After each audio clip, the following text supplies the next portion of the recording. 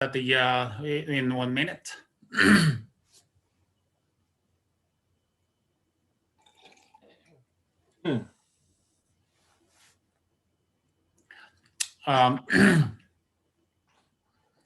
Again, attendees, you are now attending our webinar, and you see the picture on the screen on the right. They are our SWERI wood utilization team members, plus the Loren Kellog. He's our first keynote speaker. So we are getting ready, and we will get started shortly.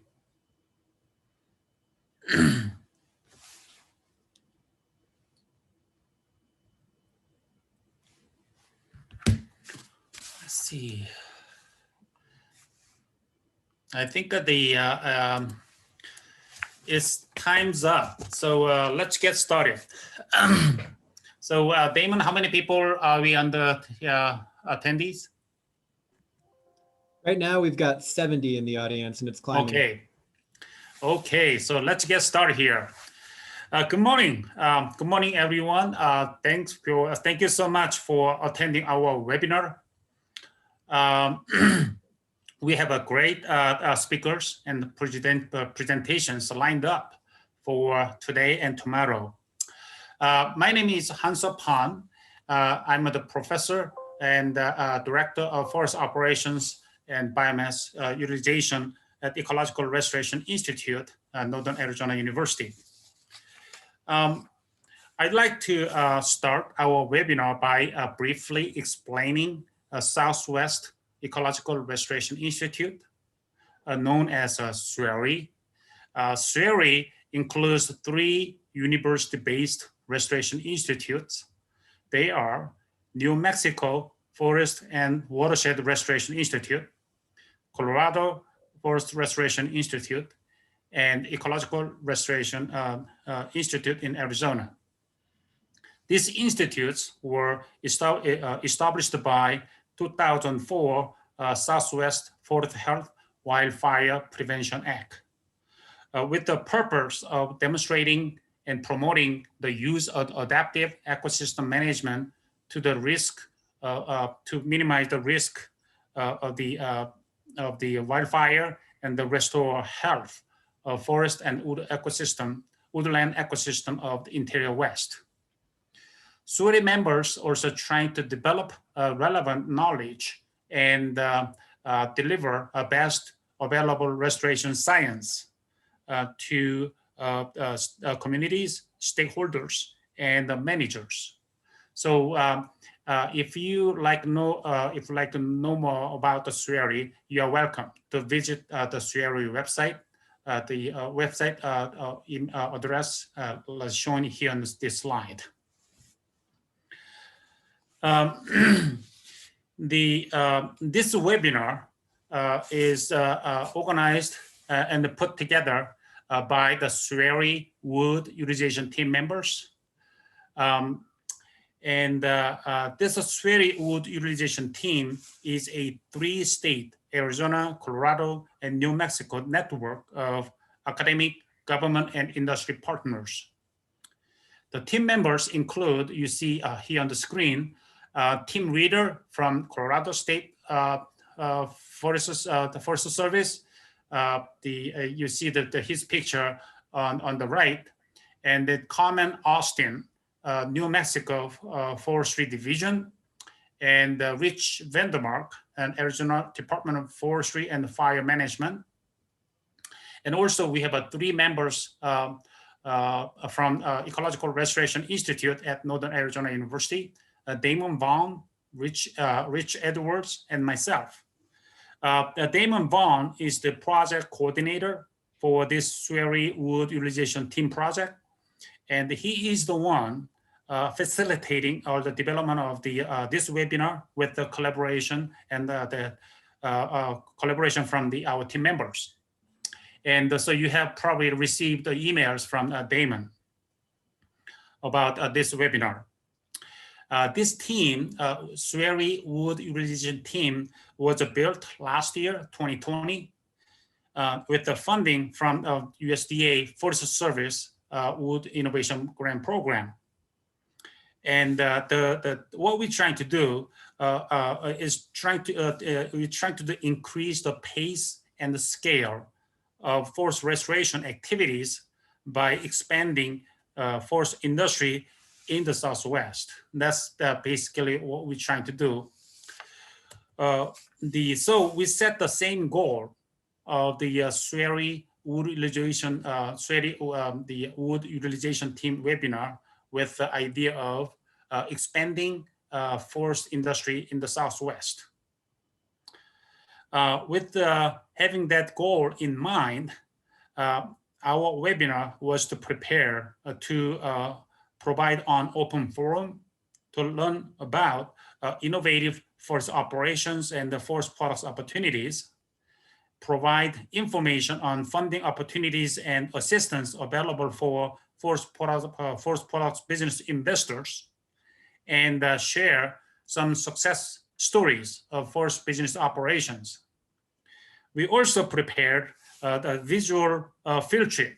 So you're gonna enjoy the visual field trip this afternoon to further explain some topics covered in our presentation.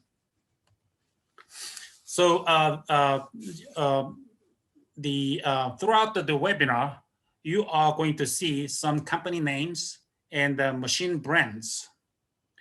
Now, please do note that a mention and depiction of trade names does not constitute any endorsement by the SWERI or Northern Arizona University.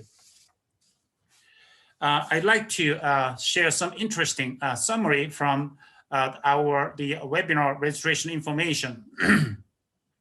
So as of yesterday, we have total 282 people registered for our webinar. And it is interesting to see that federal and state agency people represents about 47% of our audience, followed by 13% participants from university and extension. We also have about 21% of attendees from contractors, consultant, and the forest products industry.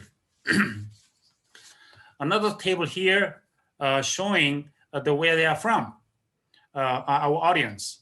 So about two-thirds of the people attending this webinar are from 3 states in the Southwest: Colorado, New Mexico, and Arizona.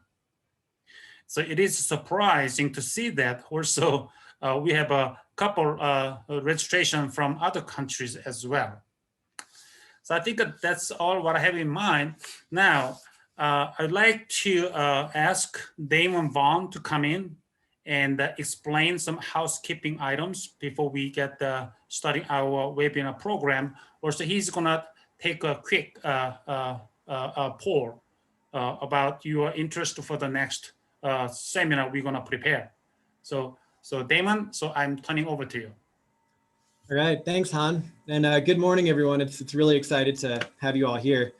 As Han mentioned, I'm Damon Vaughn, and I'm the project coordinator for the wood utilization team, the SWERI wood utilization team. And I'm just gonna give a couple quick notes about how you can all get the best experience out of this Zoom webinar, which is a little different from Zoom meeting, which a lot of people are probably more familiar with. But first of all, you've probably noticed that you're all muted and your video is off, and you don't have any option to change these things.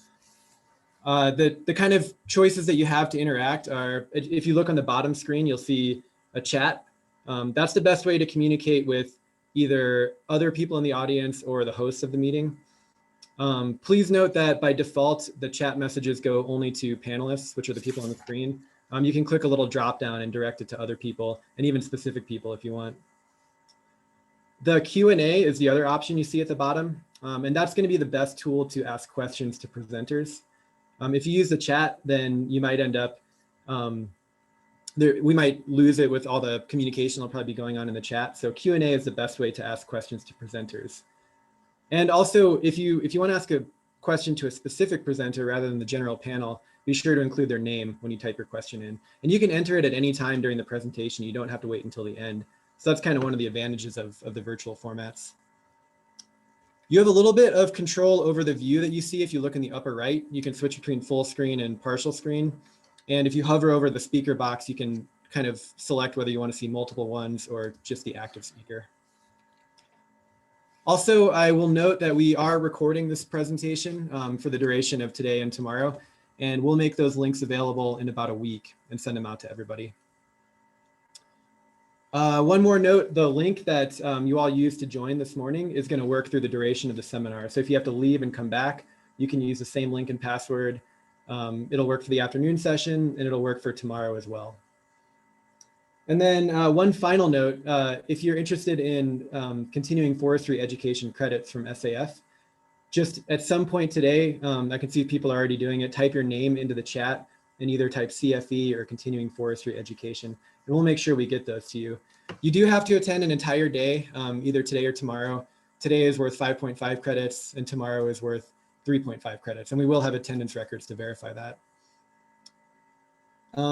That's all the housekeeping notes that I had. I think we'll move on to the next slide and we'll try out a little poll here.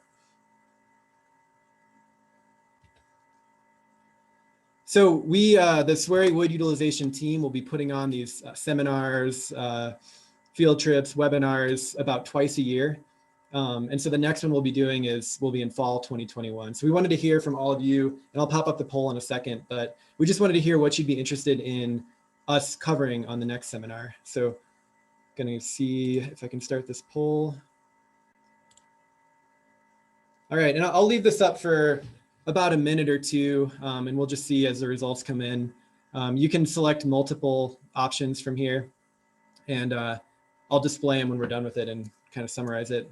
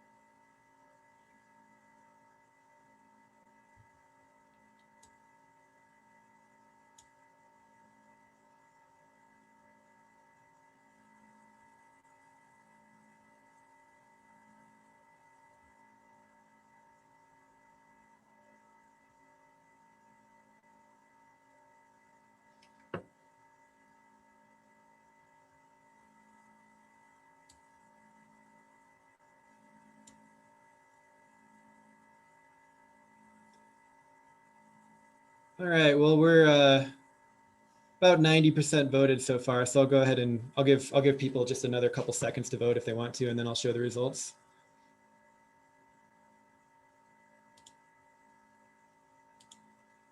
So it looks like folks are really interested in primarily value-added products from small diameter and low value wood. So we'll definitely be sure to cover that. Some of the other major topics looks like second place would be in-woods forest operations research and experiences, and transportation logistics and cost. All right, so yeah, we've noted these and we'll definitely use them to help develop the next seminar. Thanks everybody for giving your input. And I'll turn it back over to Han. Thank you, Damon. Well, I'm going to go right into our program. Okay, I think that's a good start of the webinar. So now I am very happy to introduce a representative from Forest Service, Steve Hattenbach. Steve Hattenbach is going to make a welcoming remark for our webinar. Steve Hattenbach is a regional director of forest management for the health, cooperative forestry, and international forestry for the Southwest region of the Forest Service. Steve served as the forest supervisor for Cibola National Forest, National Grassland from 2018 through 2020. And from 2015 to 2018, Steve was the regional director for wildlife, fish, rare plants, and the range management for Southwest region of the Forest Service. Prior to working for the Forest Service, he served as an attorney for USDA Office of General Counsel, where he advised the Forest Service on a wide variety of issues, including forest restoration, forest restoration across the world, forest restoration work across the Southwest region. So apparently, he spent a lot of time in this region. So thank you, Steve, for your time here, and I will turn it over to you. Thank you. And excellent pronunciation of my name. You did a great job there. On behalf of the Forest Service, and it's a difficult name, on behalf of the Forest Service, I want to thank the three SWERIs for hosting this Zoom meeting, and I want to thank all the attendees. This is important work you will be doing today. As was mentioned earlier, this work is in part funded by a 2020 Forest Service Wood Innovations Grant. That grant is really a continuation of work the Forest Service has conducted with the SWERIs and all of the stakeholders represented here today on key issues in forest restoration. And as the poll showed, one of the key issues is use of low value woody biomass. The concept for this work, again, is built on years of collaboration and work with the SWERIs. They are our center of expertise to assist us in a three-state wood utilization effort. My hope today is that all of you attendees will help us address the need for wood utilization, for product development, for expanding markets and industry in the Southwest. Why is that so important? You will hear today, I am sure, that forest restoration projects in fire-prone ecosystems often have a high cost per acre. They don't always pay for themselves, and expanding pace and scale is an economic challenge for the Forest Service and our other land management agencies. One of the key issues there is how to remove and process low value woody biomass. So we hope that through the efforts here, through this proactive effort, we can expand our current markets, look at new and innovative uses of woody biomass. Some of the other outcomes that we hope to come from this, economic development and self-sustaining restoration industry in our three states. As Han mentioned, I spent a lot of time in the Southwest, 20 years here in the region, and special mention for the Colorado attendees. I also spent the summer managing the San Juan National Forest, right? Ponderosa pine and frequent fire ecosystems don't know state boundaries. And we share the same issues in this region. So I think we can all benefit from your collaborative work here today on innovative new techniques, new solutions, and expanding pace and scale of restoration, protecting our communities. So I'm very excited about the work that will be done today. Again, this is a continuation of prior efforts, but I hope it's opening up a new chapter for everyone here today to work with us together on these issues. And the outcomes here are very important. I started by saying this is important work you are doing. This isn't just about removing biomass from the woods to a market. It is about the outcomes of healthier forests, healthier watersheds, more reliable drinking water supplies, better wildlife habitat, fewer catastrophic wildfires, fewer homes and communities in danger, and the benefits to rural economies and sustainable industry and jobs. So the outcomes are very, very important. And I want to thank you all for attending today and hope that you get as much out of this effort as we will. With that, I'll hand it back over unless there are any questions. Great. Thank you, Steve. Appreciate it. I appreciate your time and I appreciate your support this and encouragement. I think we are all on the same page about as you described. I think that we'll be working together to achieve some goals about what something you described. So thanks again and appreciate it and we'll be in touch. So.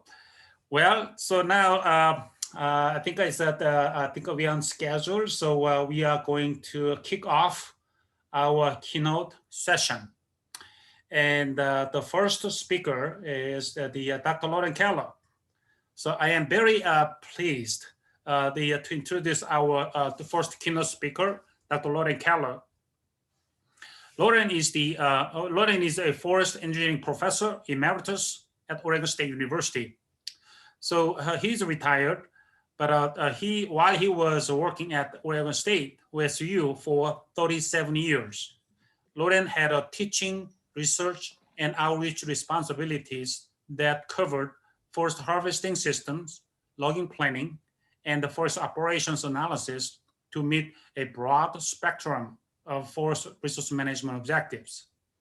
He has published over 150 papers on those subjects.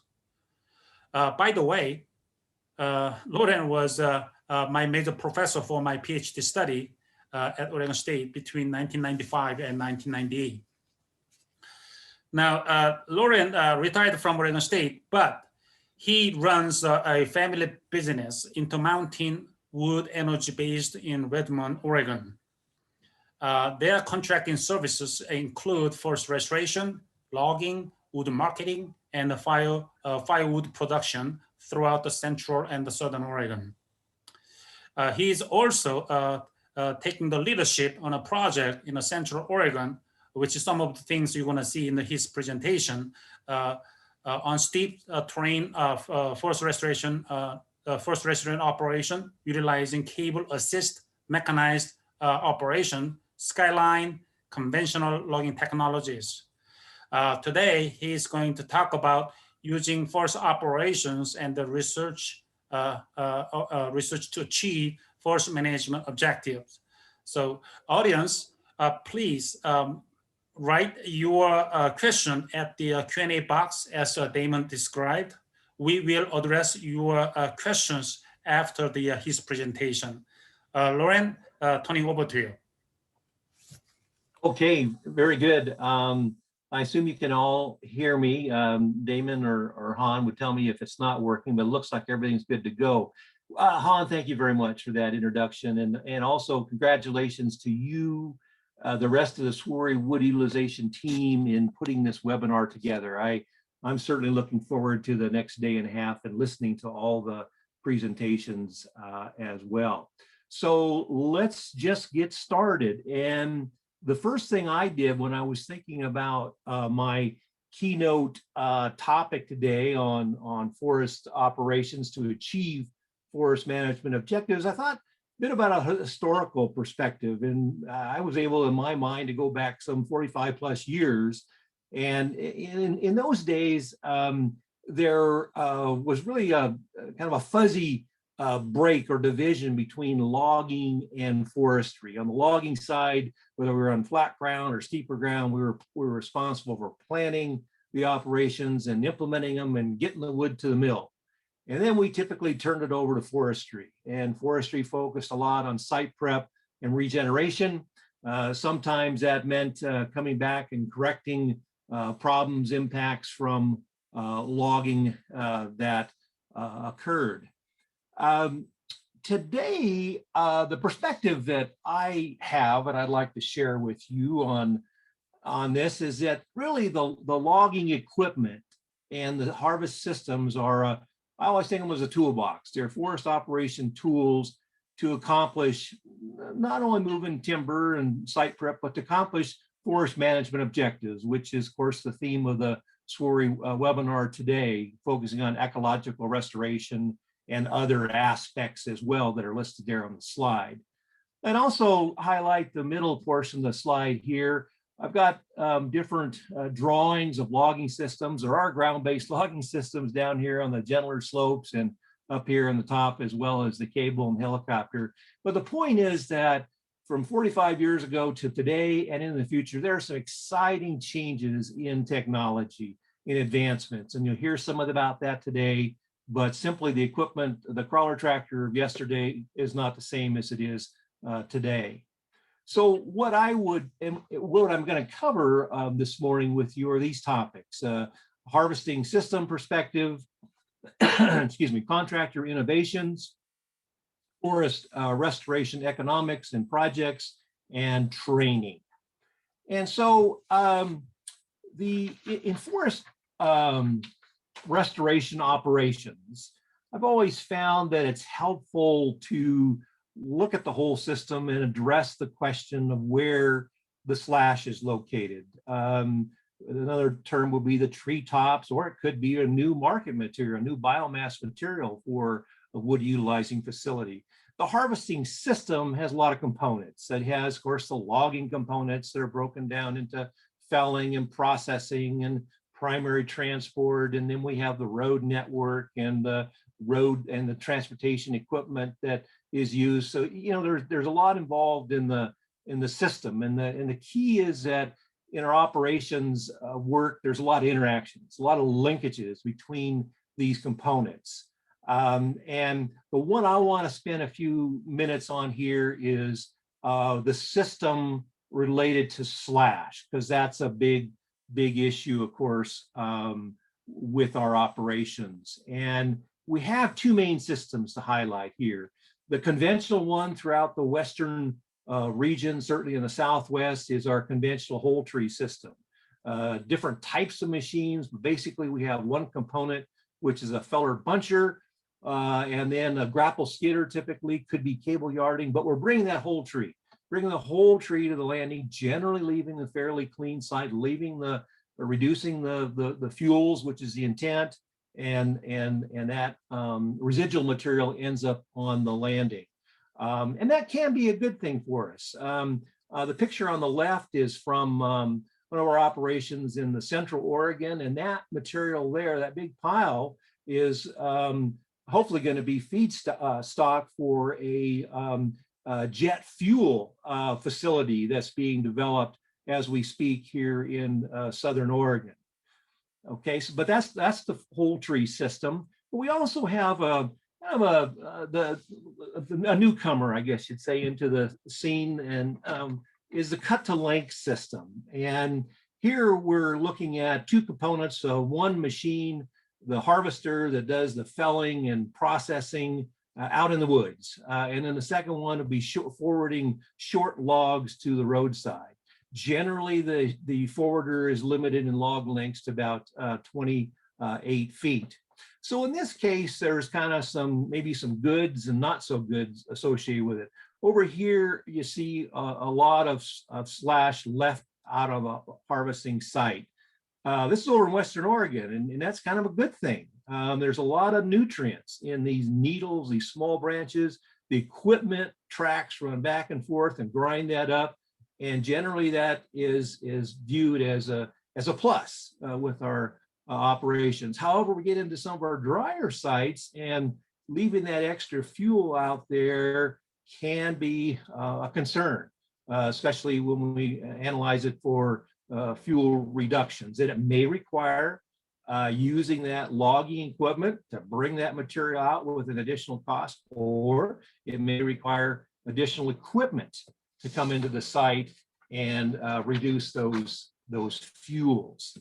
So we have those two systems, and the resulting locations of the slash, tree tops, or new material. I want to build on the cut to length. And for those not familiar with the terminology, I'm going to kind of switch more to CTL, which is the cut to length. And a real game changer, I would say, is the tethered assist on steep terrain. And I say that for three reasons. I say one is that it has provided a logging alternative where infrastructure has been lost in areas, especially for difficult terrain areas. Secondly, it has provided us a more economical option compared to the more expensive skyline operations and helicopter operations. And thirdly, it is a reduced impact logging approach. These photos are from a demo that we did in Central Oregon about 1.5 years ago with Lee Miller, Miller Timber Services. You'll hear more about them later, and the Ponce equipment. And if you look closely at this slide, you can see the integral winch that is built onto this machine. And I would just say that Ponce is really a leader in the cut-to-length systems, and certainly introducing tethered assist with an integral part of the machinery like this in North America. I'm going to leave this topic right there, because following our keynotes, we have a whole panel devoted to steep terrain forest restoration and harvesting. So we'll hear more about that later.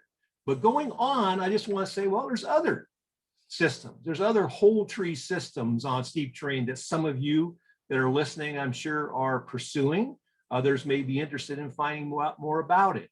The other approach is a separate tethered assist machine, like you see in this photo here on the left. So it's not an integral part of your logging machine. It is a separate machine that provides the tethering assistance up and down the slopes. And these can be attached to a lot of our conventional equipment.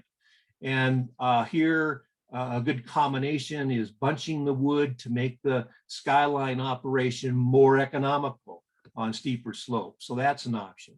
Another one that I'm real excited about is the clam bunk skidder. Clam bunks are not new, but there's new components that are being added to this clam bunk that has some interesting possibilities for steep terrain.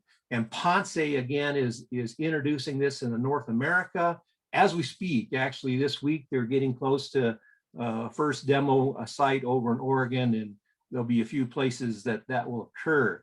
But if you look at the concept here, you have an inverted bunk grapple. The trees are picked up, or they're cut, and they're put in this bunk grapple, as you can see here, and they're brought out to roadside, okay? That's the concept of a clam bunk.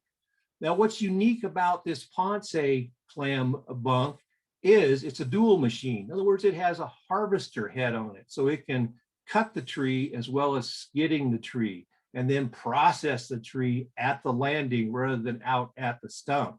And also, there's the synchro winch on here, so it has capability of working on steeper slopes. So on the harvesting systems, for this first point that I'm making, there's a lot of different tools. And what I've talked about so far, I've arranged here from lower cost to higher cost. The first set of equipment and systems would be our conventional feller bunchers and grapple skidders. Then I've got a group that follows behind that with our cut to length. And you can see the kind of system that we have summarized here. Or tethered assist dual machines like the clam bunk I just started talking about, and another option there in number 6. Well, we follow that with the skyline operations, either tethering or manual felling operations. And at the top of the list would be our helicopter operations with either tethering or manual operations. So on to the next point of my presentations, and that's innovations. I've seen throughout my career, and hopefully now as a contractor, and by the way, in case my son is listening, he's actually the owner of the company. I just work for him. So anyway, I want to correct that. Or I might get more hard labor jobs to do here. But there's a lot of innovations that contractors make. And I just want to share one example. I've picked ours in Central Oregon, but you'll see this throughout the industry. You let the loggers know what you're looking for, and they'll make changes to help make it work better. So our job here is in Central Oregon. You can see a stand, a lot of dead and dying trees, many thousands of acres, and we are removing that material, leaving the healthier trees, about 4 to 15 trees per acre. Now, one of the innovations I think that is unique is that we're really doing a combination of whole tree and cut to length, and allows us to do that with the equipment that we're utilizing. We have a Timber Pro dual machine with a harvester head and a forwarder bunks. We have built up the frame and extended the bunks so that we can take out longer logs up to 35 feet. That's pretty neat and helping us with our way we do our transportation. We also have been demoing a Ponce Ergo harvester with an H7 harvester head. So what that allows us to do, instead of using the conventional feller buncher with a harvester head, we're able to do different amount of processing, either in the unit or at the landing. So here in this photo, we're in the cab of the machine, and you can see this big old tree coming down here on the ground, a lot of limbs on that. We're going to drag that tree to the landing and not process it at the stump because of all the limbs. But we're going to process the first process the 10 feet or so and leave those limbs out there, because that's going to help the system. That's going to help our skidder being able to grab that wood faster and more efficiently to get it to the roadside. Then we have some smaller trees in here that are going to go to pole market. And these trees do not have a lot of limbs on them. So we go ahead and process them at the stump and leave the few amount of limbs and the tops on the trail, run over that with our tracks machine, grinds it up, leaves some of that slash on the site, but hopefully not too much, so that we'll meet our fuel reduction objectives. So there's a picture of our primary transport on the left. You can see the Timber Pro and the Cat grapple skidder. Another, I don't know if it's innovation, but what we have from the landing is our John Deere log loader with multi-capabilities, which we have found is really important for a small contractor. You can't have one piece of machine for every unique function. So we have a Pierce processing head on here. That allows us to process these big trees into the logs. It allows us very good capability for building these slash piles and for loading log trucks. So that's the harvesting system. The economic side of it, kind of connecting with that, is the importance of the markets. And we're going to hear a lot more about that with others on in this webinar. And I think they'll be talking a lot about new larger markets, like the jet fuel that I was talking about, biochar, things like that. But I want to address the smaller niche markets that we've put a lot of effort into to develop. And I will say that, in my opinion, that if we hadn't done that, it would not be economical for the landowner. Landowners making some stumpage on this, and we're able to do this economically. A lot of it because of these markets. And you see the various photos here. The list includes, but it's not limited to, firewood, different kinds of firewood, wood chips, animal bedding, mulch, log home logs, entryway logs, and log truck loads for other firewood providers, and portable saw mills. This is my favorite. It's just, I couldn't believe it. This is my favorite. A log home company contacted me and asked about roots on stems, and we were able to go down there and get some loaded up and hauled off to their location, Northern Oregon, and they're using those in high-end log homes for these posts and rails on these stairways. So that was a niche market that I just recently learned about.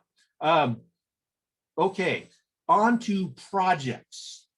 And the Central Oregon Forest Stewardship Foundation mission is to bring together expertise and resources to increase the pace and scale of forest restoration, much like SWERI, through information sharing, demonstration projects, and supporting collaborative projects.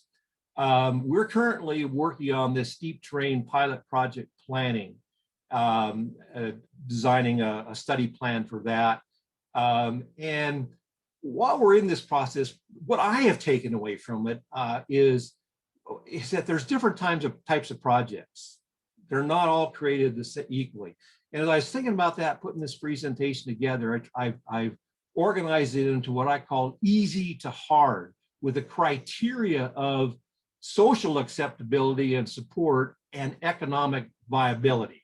So the easiest ones, I think, are, well, obviously the conventional ground-based whole tree systems on gentle terrain, as you see here in northern Arizona. We move up to the next level and a little bit more difficult, but not the most difficult. That's kind of interesting. These would be the steep terrain with low logging cost variables and high market values. And that's the real key, that the wood species, Douglas fir value compared to lower values with ponderosa pine is a real game changer, as well as transport distance to mills and so forth. So when we have those favorable conditions, they can really keep the cost down. And I've listed on the bottom of the slides various locations that I think fit into this category. I won't take time to read those, but you can see those.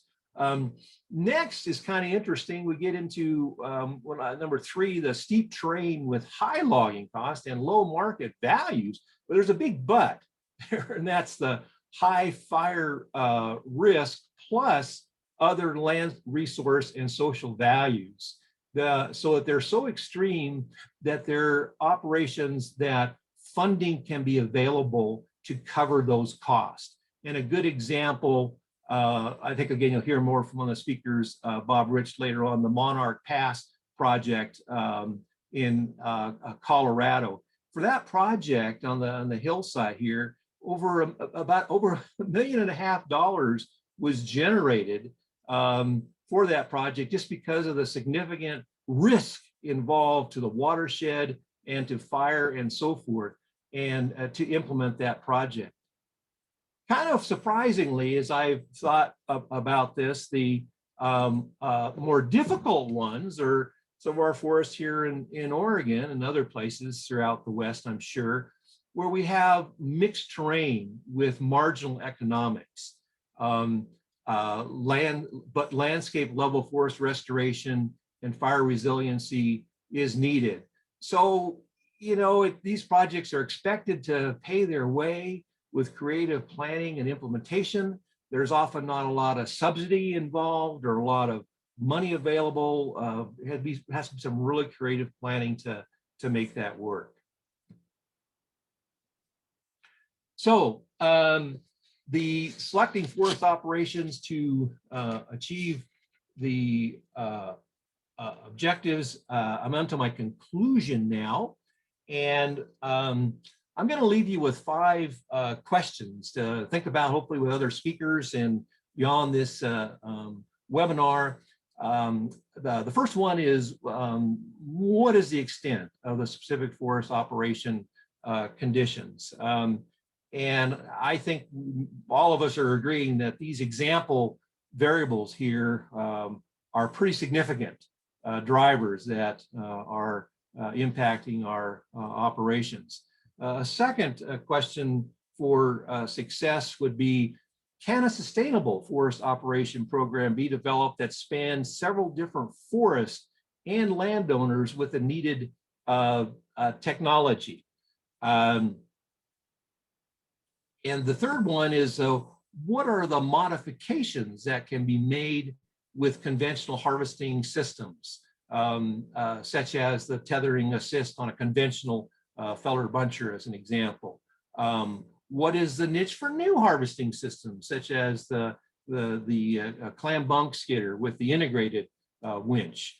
And lastly, what are the needs and opportunities for providing forest managers and logging contractors with the knowledge and skills to successfully achieve forest restoration objectives? And I've got 2 photos there at the bottom. The new LARI program that is underway, that consists of a series of courses that adds expertise, needed expertise in this area. And then also on the right is the logging equipment and operator skills training combined with on-the-ground forestry knowledge. simulators are just amazing what they can offer today to help us in that area. So I'm gonna conclude with that and not overextend my time. So I'm gonna just kind of stop there and turn it back over to a moderator to do what we need to do next. Thank you. Great, great. Thank Loren. I think your talk will really nicely set the stage for next the panel presentation and throughout the webinar. I really appreciate your presentation and I enjoyed a lot. So I do not see at the moment any questions in the Q&A box. So I think the people audience, feel free to jot it down after any questions you may have in the Q&A box. So we will take care of it. One thing, one question I have for you, Loren.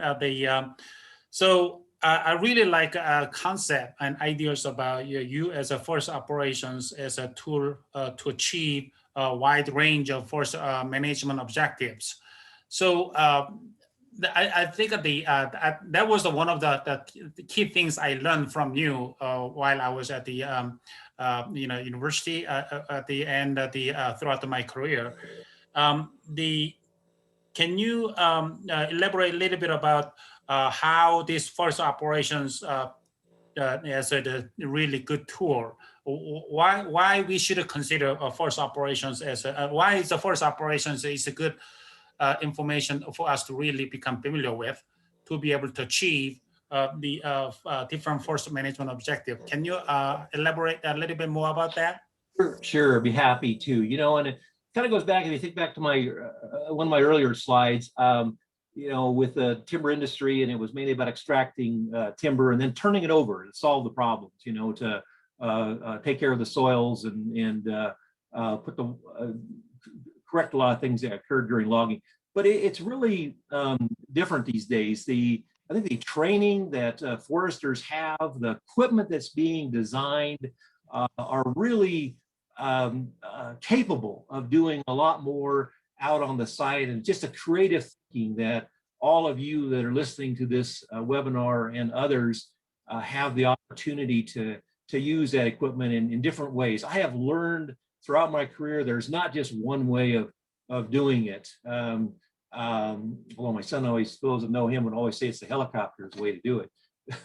But anyway, there's a lot of different ways of doing the forest work with our tools. I'll stop with that. All right, Loren, at the end, your voice was a little bit going down. So, okay. So anyway, that's yeah. So that's exactly I think what we want to know about. And so here's one question came in. Says, thank you, Loren. What really happened to helium balloon yachting? Balloon yachting, and might it be resurrected in non-windy landscapes? Okay, thank you for that question. I know balloon yachting real well, and as you said, it has disappeared. I think there were too many restraints, or not just limitations with the system. I mean, it was a very high costing system, like helicopters, and helicopters still are expensive, but the logistics of moving this balloon around and utilizing it, I mean, it had lift capacities of 20,000 pounds or so. It just didn't fit the future forest management conditions as much as it did with the larger timber that we are initially used for the balloon system. Great. Thank you, Loren. I think now you can stop sharing your screen, Loren. Okay, got it. All right. Yeah, I think that we are going to move to the next keynote speaker, Dr. Brian Brashaw. So, okay. So, so our next keynote speaker is Dr. Brian Brashaw. I was actually very excited when he accepted our invitation to give a keynote speech at our webinar, because he has lots of experience working with Forest Service researchers and wood innovations specialists and external members to advance forest products markets, to support sustainable forest management, carbon storing building materials, and economic development. Brian was the program manager for Forest Products Marketing Unit at the Forest Products Laboratory, Madison, Wisconsin. But recently, he accepted the position as Assistant Director for Cooperative Forestry with the Innovations Program in the Washington office.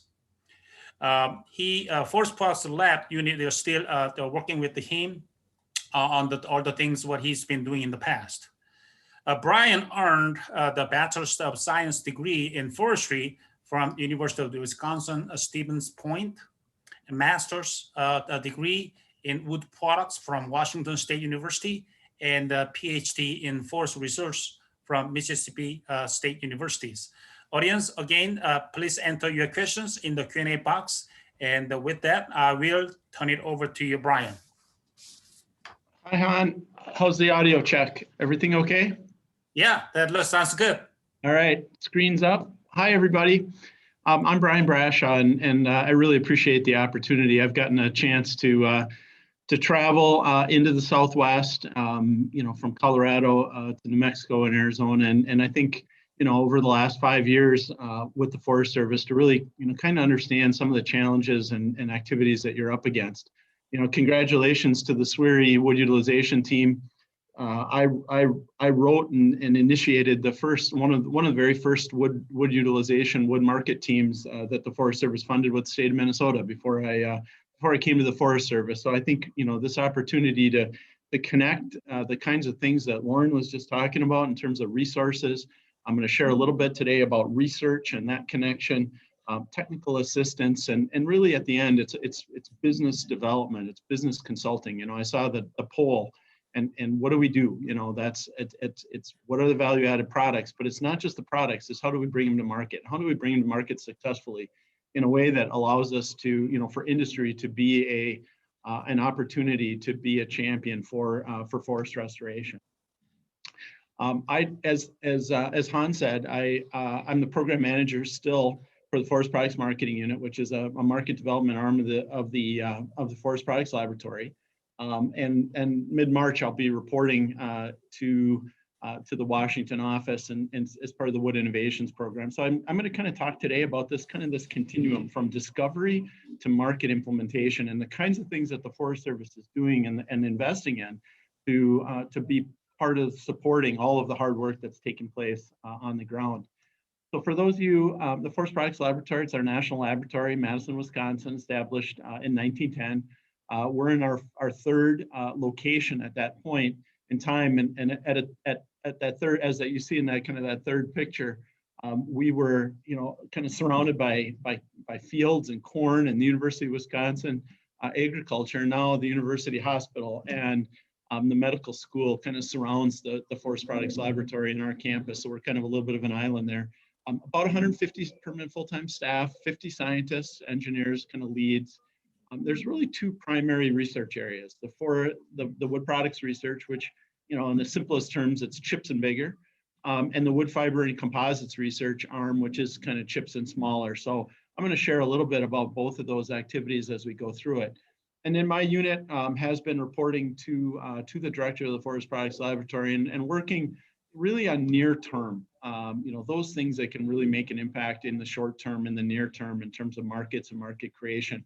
But we've done that in partnership with the Wood Innovation Coordinators in each of your regions, Buck Sanchez, Laura Wolf, and a lot of partners, folks like Northern Arizona University and the state of New Mexico, Carmen Austin and others. So there's been a lot of really great partners. I saw a lot of cool folks on the attendance list today.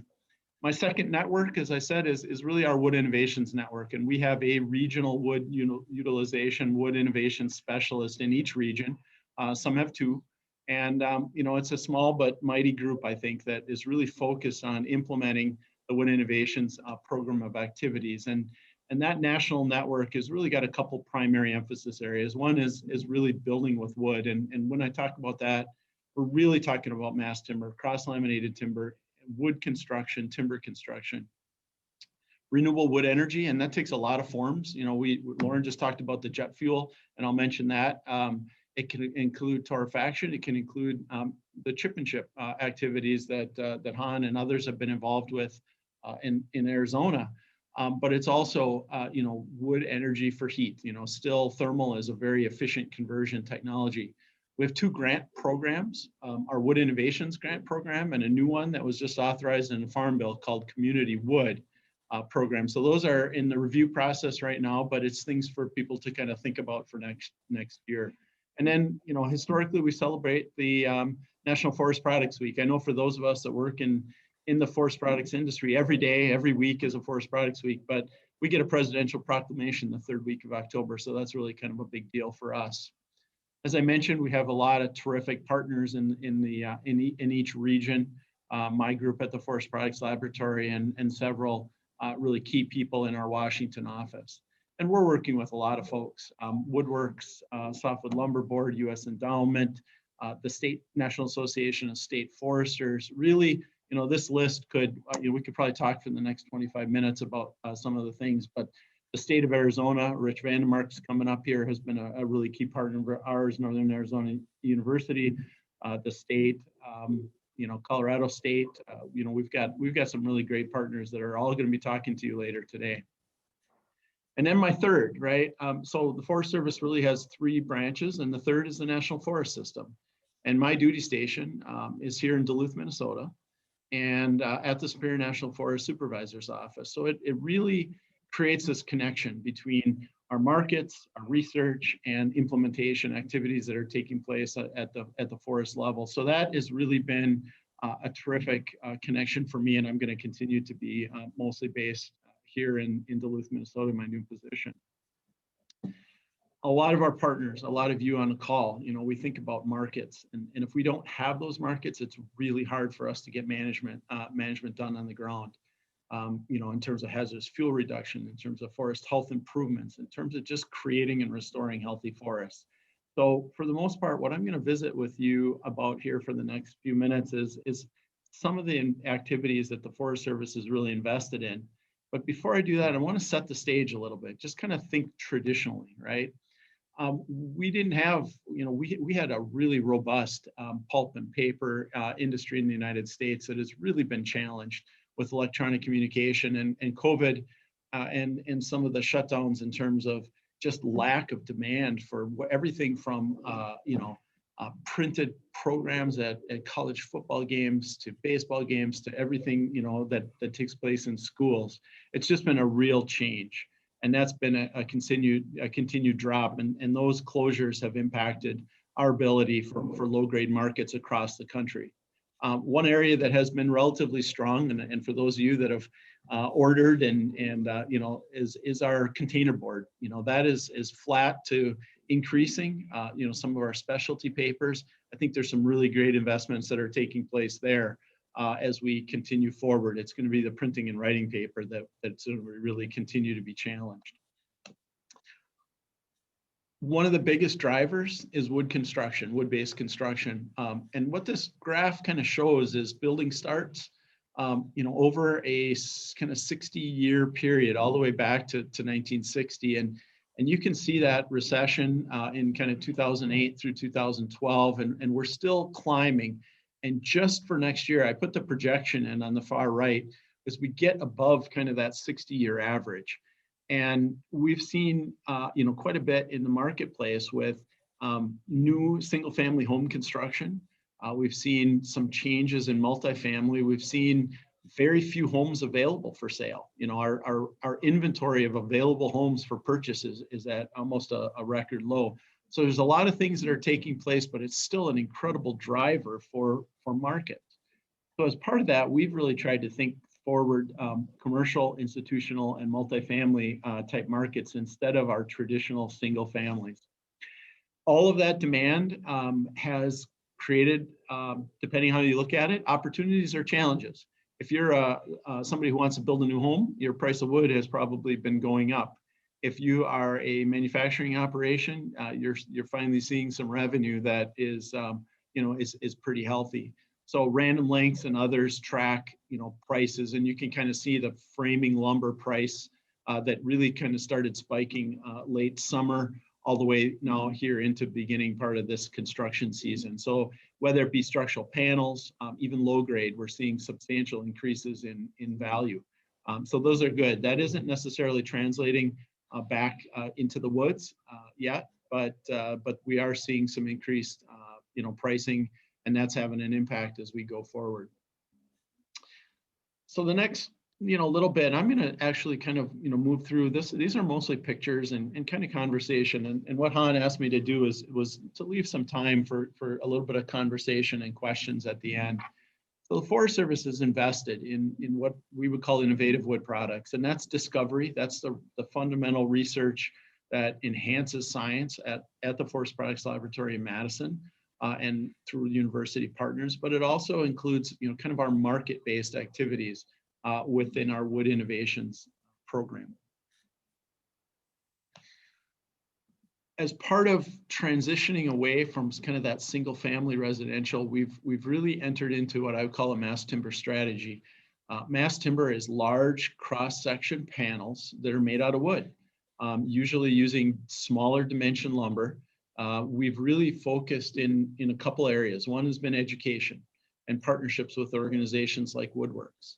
We've done and supported a lot of work when it comes to research and codes, and we've seen national building codes change to allow for taller and taller wood-based buildings. We've offered technical assistance, and that technical assistance is in a lot of forms. And then finally, special initiatives. We kind of kicked all of this off with a tall building competition in 2014, but we have these, the National Wood Innovation Grants. We've done a lot of cooperative agreements. And other special initiatives that we continue to do to create market. More market creates more opportunity for mass timber. More opportunity for mass timber creates opportunity for lumber and other engineered wood composites as we go forward. And we really are focused on what is it that we can do to support, forest restoration and forest management. This is mass timber, and this is a building that's being built just outside of downtown Atlanta, Georgia. So these kinds of buildings are being built across the country and really are using an enhanced wood materials that are very well researched and tested. It's not necessarily new in the United States. We've really, in 2014, when the Forest Service started, we had 0 manufacturing plants. Now we have 10. But a lot of this work has been done in Europe for quite a long time, but it's an implementation, it's an adaptation to United States codes and buildings. This is one of the larger ones that I had on the cover. This is the T3 building in Minneapolis. It looks out over the Minnesota Twins baseball stadium. And this is what mass timber, if you haven't seen it before, on the left, with the lumber-based version, that's cross-laminated timber. So that's 2x6 and 8 primarily, but there is the opportunity for 2x4 to be used in that product. 3-ply, 5-ply, 7-ply, as much as 9-ply. So you can see, again, it's a mass product, sequesters all of that carbon for very long periods of time. The one on the right is a mass plywood product, and that's manufactured from veneer-based products that, again, are these large panels, 10 foot by maybe 60 foot in length. Very large panels that can be processed and used to construct these wonderful buildings to work, to live, and to shop in. Kind of the early stage, lower tech version is nail laminated. So in this case, it's construction lumber that is face nailed together, and it can be done in a lot of places without a huge investment in manufacturing operations. And a dowel laminated product, where in case of those nails, we have dowel-based construction that is featuring these. So we've got a manufacturer in British Columbia that has brought dowel laminated products into the marketplace. Wonderful buildings. This is currently the tallest building in the U.S. It's a condominium in Northeast Portland, Oregon, known as Carbon 12. But this is going to take over here shortly. This is a 25-story building being built in Milwaukee, Wisconsin. It'll be 19 stories of wood on top of 6 stories of steel and concrete. And it's been a really good partnership where the Forest Products Laboratory research has been involved in some of the fire testing and some of the other code issues. But our wood innovations team is also invested in supporting some of the design and engineering work that took place for this building. So again, a wonderful building in, just on the shores of Lake Michigan in Milwaukee, Wisconsin. It's gotten the attention of big corporations. And I think those are the kinds of things to continue having conversations in your states, in your regions. Walmart has chosen to build a new corporate campus, 10 to 12,000 employees out of mass timber. And they invested and partnered with a Canadian operation known as StructureLam, who is in the process of building a plant in Arkansas to use Arkansas lumber, Southern Yellow Pine lumber, to manufacture and build these products. So it's, Walmart is a partner and one of their first customers, but that plant will be located there to be able to serve many other construction markets across the country. Wood roads, as far as, transportation infrastructure, as we think about wind and solar and other infrastructure needs throughout the country, some of our largest manufacturers produce an industrial cross-laminated timber that's reusable. Buildings are everywhere. There are not as many, and if you look at the map here, Colorado has a really significant number. Arizona and New Mexico are trending, but you can see the growth in the California marketplace. So I think the opportunity is there, the opportunity is coming, and it's something to kind of think through. What is our strategy? What does our state look like? What are the barriers that are limiting our construction opportunities? Plants are throughout the country. I mentioned the new one from StructureLam, which will be in Arkansas. There's a half dozen plants in Canada, but there's also, this is a global marketplace for a lot of things. I think we all know that. We've got product coming in from Europe. So with our high lumber prices, there's some cost competitive options coming in from other parts of the world as well. We've continued to try to invest in some of these strategic initiatives.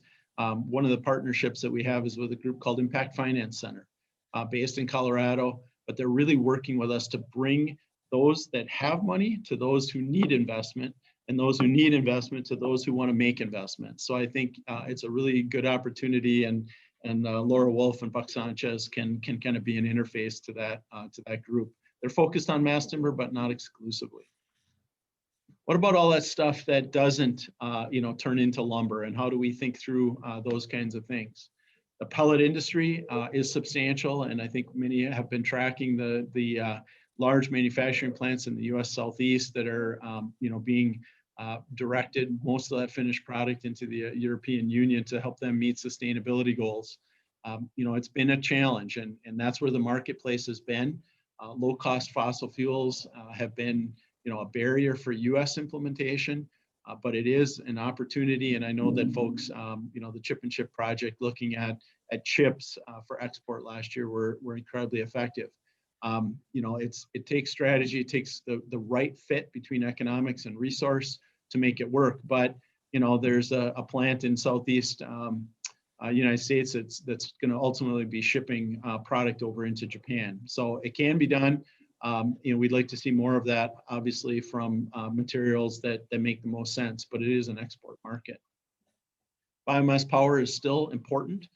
Number of plants in California and other states that are consuming biomass, but there are a lot of inherent challenges still when it comes to mostly economics and power purchase agreements and those kinds of things. So I know I've been kind of tracking some of the stuff in the Southwest, and my hope is that purchase power agreement will ultimately support additional markets for biomass power. One of the products that technologies that we've invested in is torrefaction, and that's roasting wood to make it coal-like, very brittle, very high energy, can be compacted. Plant in John Day, Oregon, but in the Southwest, HM3 is moving forward with this technology again. It's more likely than not that the markets initially are going to be in Japan and possibly South Korea. But we're going to continue to look at this. These are coal replacement opportunities, and that's the Boardman power plant that ran a 600 megawatt power plant for 24 hours with wood in a trial several years ago. So that plant is in process, under construction. It'll be a 100,000 ton plant in John Day. That'll be really the first, they're in startup phase, viable option for us. Biofuels are, liquid biofuels. Loren mentioned that. Red Rock and the, really the aviation industry has very specific carbon goals and carbon reduction goals. And there's only so much that can be done in terms of engine efficiency. So fuels is a huge opportunity there, and that continues to move forward. There's bio-renewable fuels in New England that have been created, and these are folks that are looking at parts of the country that make sense in terms of think of it as a bio crude opportunity. But here's the challenge. This is my market economist friend from the state of Minnesota. And if you think about all of these products, and I updated it the most recently here, I think a barrel of oil is something in the $56 a barrel range now, or something like that. To really make economic sense, it's got to be kind of in that $80 a barrel for a lot of this stuff. So that is a barrier that we do face when we think about some of these biofuels and biochemicals. Biochar is really something that a lot of people have heard about. I'd encourage you to think about, I've been using the help, not hype. I think there's been a lot of hype that biochar will solve everybody's issues. We think it really does have potential, but last year there was only about 100,000 tons of biochar produced nationally. So really strategic thinking, not just in terms of biochar production, but what do those local markets look like? How do we take advantage of those, and how do we get them at scale? And we've partnered with US Biochar Initiative to really kind of help us down that. Part of it's education, and part of it is demonstration. So this is actually a partnership with the Forest Service Research to take curtain burners and use that curtain burner to dispose of slash, but pull about 10 or 15% of biochar off the bottom during kind of a continuous process. So those are some things. We had a trial in Oregon last fall, and there'll be some additional trials at larger production operations in the state of Florida, which is where Air Burners is, coming up here soon. Education is key, right? Understanding we know how to produce biochar, but we need to think through product applications, testing, standardization, all of that kind of stuff as we go forward. The little bit more long-term, although we're really starting to see some activity take place now, is cellulosic nanomaterials. And I saw World Knee on the attendee list, and World is very integrated in terms of the Forest Service and some of the work that's taking place at the Forest Products Laboratory with cellulose nanomaterials in terms of really technology development and fundamental science that goes behind it. But we are seeing demonstration. We're starting to see some things that are moving toward the marketplace. We've got a sidewalk in Madison, but we have a parking lot in Greenville, South Carolina. One of our partners within P3 Nano is U.S. Endowment for Forestry and Communities. So that inclusion of cellulosic nanomaterials helps to enhance the curing performance and ultimately the properties of concrete, and at the same time really has an impact on CO2 emissions, because you're replacing a little bit of Portland cement, which is a huge emitter. So again, things that are taking place, there's a timber, well, I guess it's timber, but it is a bridge that's being constructed in Northern California with cellulosic nanomaterials, wood-based in that material. So that, again, another demonstration project that's been moving forward. I think in the future, we're gonna see really great things like films and high performance, things that make our fruit last longer. So on the bottom, you've got a cellulosic film that allows that lettuce to last longer in storage. I think we're going to see all sorts of opportunities in terms of, recyclable and, other paper-based products where nanofilms and nanomaterials can really create unique opportunities as we go forward. So I know that was kind of a fly through, a drone flight through the world of forest markets. But I think, just in kind of summary, mass timber and CLT is strong. Lumber markets are strong. It's the challenge people to think about lower and lower, lower grade materials, but ultimately, it's that infrastructure investment that needs to take place. Wind energy and some of the biomaterials, that's economics, it's public policy, and how do we do that? We're seeing more and more on nano and biochar, but again, to really get to potential and scale, It's still going to take a lot of work and effort to move it forward. And some of the work on some of these refineries, we're seeing opportunities. Red Rock is completing construction, and that's going to be coming online. So I think we're going to continue to see those opportunities. So with that, Han, I'm going to turn it over to questions for the next 5 or so minutes, and I'm happy to visit with people as we go forward. My phone, contact, email all work. And then, Buck and Han and Laura Wolf and others, Carmen, our Richard Vandenmark are all places that we can get connected. So thank you. Great, Brian. Thank you so much. I think you really set the stage for a lot of conversation for different products and the different ideas about utilization of the woody material. So that's wonderful. So great. So one question came in here. What are the smallest tree dimensions in dBH and diameter inside the bark for material that can be used as a feedstock for CLT? Can you use trees smaller than 5 inch in dBH? Yeah, so right now, if it's lumber based, we can use 2x4 lumber. So that's going to really create that very small end diameter that's going to allow us to produce, 2x4s. So I think that's, 4 point something inside bark dimensions to be able to allow us to do that. I'm always surprised at how efficient some of these small log sawmills are. I swear they can get a 2x4 out of a 4-inch tree. But the other product that is using the smallest diameter is that mass plywood product. So actually their preferred diameters are kind of 4 to 8 inches in diameter. It's a technology that's based out of Lyons, Oregon right now. It's a family business, but they are using and can peel all the way down to about a 2.5-inch core. So they are really squeezing that fiber out. So there are opportunities right now. It's 2x4 is our minimum, but I do think as the future continues to move forward, in Canada, we've got a producer that's using a 1x material in their lumber mix, but it's 1x at that dimension. Nobody in the U.S. is really doing that at this point in time. Economics is going to drive a lot of this. Resource availability is going to drive a lot of it. But there's a path for manufacturers to move forward into those areas. We are supporting several projects looking at ponderosa pine in the state of Oregon. And so there's been some continued work there with Oregon State University and several kind of manufacturers to look at ponderosa pine as well. Great. One of the other challenges that really challenges people is grade, and so kind of a visual number 3 can be used in the core, but a lot of it's going to be a visual grade number 2 or even better, and a lot of it's architectural, right? Because there's just a certain look. The European spruce small knots is a kind of a preferred approach compared to more of a rustic based approach that we might have from smaller dimension, smaller diameter trees in the Southwest.